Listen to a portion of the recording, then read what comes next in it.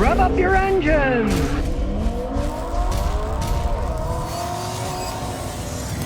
Well, for you Corvette fans, it's official. The first 2020 Chevy Corvette with the mid-engine has rolled off the assembly line. Yes, they've actually started building them. Now, you're not going to be able to get them until the end of the month. They say that they're going to start at $59,995. But of course, knowing how it works when they have a new thing that's hot like that, they generally bump it up quite a bit. Be curious to see if any of my customers buy them, how much money they actually had to pay for it. But they're actually making them now. It was supposed to start in late 2019, but you remember those strikes that the union auto workers had? Well, that kind of dug into their timeline. They're making them in Bowling Green, Kentucky. Some of the guys out there, CD, it gave the 2020 Corvette, named it one of the best 10 cars. Now, to me, that's absurd. You can't rate a car until it's been out and people are driving it around. They didn't have any production cars out, but maybe the ones on the production line will be completely different. So me, I would never rate a vehicle until people actually bought it, drove around, you got the feedback from the people on them, see if they fell apart, see if they had problems, see if they didn't have problems. I would never name the car of the year before you could even get your hands on an actual production model. But the first one's off the line, so they're coming out. If you got 60,000 large or more and you want to get yourself a little toy, well, maybe you want to try one out. Me, Scotty's cheap, I'd wait. I got customers that have Corvettes, and they're smart too. They wait. They don't buy a new one for some outrageous price. They wait till they're 6, 7, 8 years old, and there's guys who baby them, have them in their garage, have low mileage. Then they pay like anywhere from a quarter to a third of what the original sticker price was, and save a lot of money and still have a lot of fun in them, using them for toys, driving around. Buying things new, to me, what a waste of money. Wait till somebody's used it a little bit, then buy it then. Especially when it comes to a toy like a sports car. People don't buy a sports car like that and drive it hundreds of thousands of miles. They generally keep it as a toy. So you can always get a used one at a decent price with low mileage. Here we go with GM and quality control, or lack thereof, yet again. Now, 2019 pickups are being recalled because it's a problem with the electronic braking system that occurs because the original recall fix, not only did it not fix it, it created a new problem. That's just unbelievable, you know? I mean, they even test this stuff out before they sell it to people. It turns out that if owners use their OnStar app to remotely start the vehicle, like up north where it's cold and they want to warm it up, then the brake system isn't working correctly. After the first recall, there have been a bunch of them that now the brakes failed after they had that recall done. You'd think they test the ramifications of stuff out on something besides us as consumers, you know? Not only did the electronic braking systems fail, but dashboard lights are illuminating with warning signals coming on, and this was all because the original recall wasn't done right and created more problems. I mean, let's face it, whoever they're hiring for their software engineers, maybe they should go to Seattle and hire some better guys to do it than the clowns they have working there. And of course, they come up with the usual baloney. The spokesman said, "We apologize for the inconvenience this may cause our customers who will need to return to their dealerships for additional servicing." They call it additional servicing. They didn't say, "Oh, we kind of screwed up in what we did to your computer software. Now it's made it even worse." We live in a world of doublespeak. There is no arguing that. And my advice is, one way to avoid this GM doublespeak is don't buy any of their vehicles in the first place, like I've been saying for years. Billy G6 says, "What does the range in Range Rover stand for? Is it the range of things that will break?" Well, of course, to some extent, but if they wanted to name them correctly, they would call them short range Rovers because they can only go a short range before something breaks on them.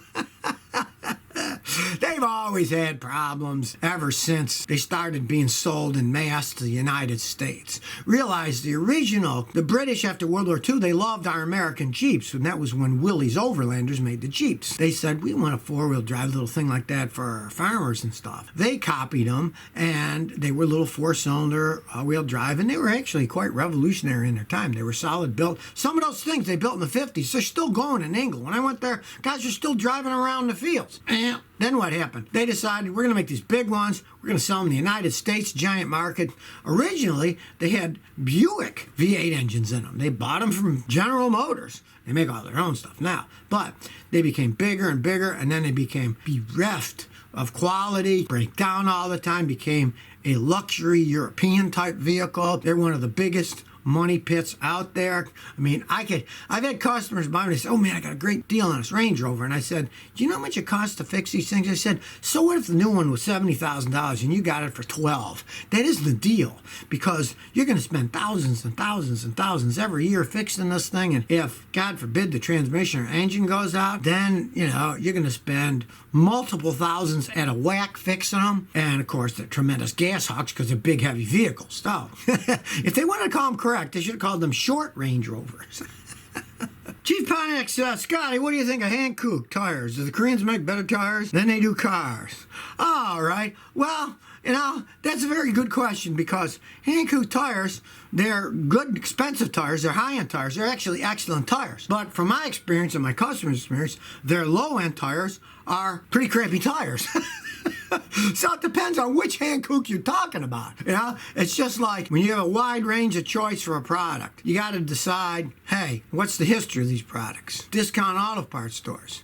You can go in and you can buy the cheapest brake pads they have. Sometimes they'll be as little as $10.99. The same places generally sell super premium pads, and instead of $10.99, they might be $39.99. I use the $39.99 ones, and they work perfectly fine. There's absolutely nothing wrong with them. But the cheaper ones, they often make a lot of noise. Sometimes they don't fit right. And I mean, I'm a mechanic. I could make them fit if I had to. I've had customers buy them wanting to save money, and I'll put them on. When I put them on, I find out they don't fit right because the backing plates are too big. Then I get out a little metal file, and I file bits of the edges and take them in and out of the calipers until they fit in snugly and don't bind. And then I put a little brake grease and put them together. I never have to do that with the high quality ones. Plus, the higher quality ones have better parts in them. So if you're thinking about the Hankook tires, if you're going to buy the high-end ones, yeah, they're actually very good tires. But the low-end ones, not so great, because I've had customers buy Korean cars with the cheaper ones on them, and they didn't last long, and they hated those tires. They said they were the worst tires, and they went bought American-made tires when those wore out, when they had like 15, 20,000 miles on them, and put better tires on them. So it depends which range of their tires you buy. Because a lot of these companies, hey, they want to play both ends against the middle. They want to sell the cheapest stuff they can sell a whole bunch of,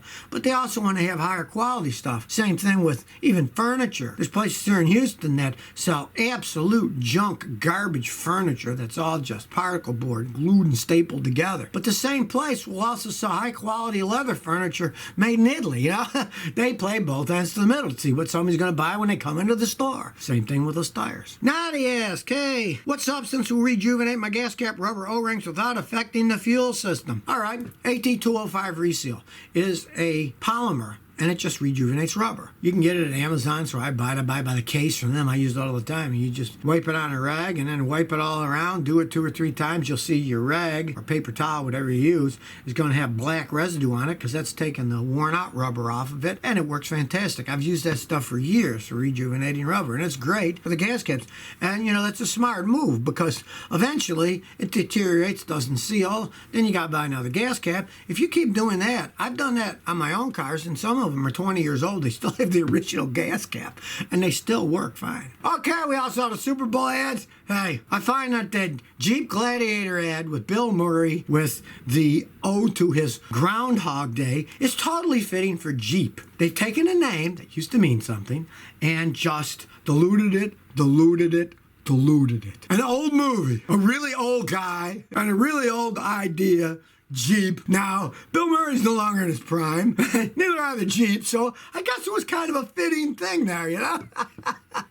You know, you think a guy like him had enough money, all the movies and everything that he'd made, but I guess he still needs more and get some advertising money to keep the ball rolling. I don't know. I don't understand it myself. I think on the Ghostbusters alone, the residuals would keep him going. Anything that anybody would need. But I find it rather fascinating and ironic that they pick an old guy and an old movie for Jeeps that, yeah, a long time ago they were good vehicles, but today, nah, they're way past their prime, you know. So if you never want to miss another one of my new car repair videos, remember to ring that bell.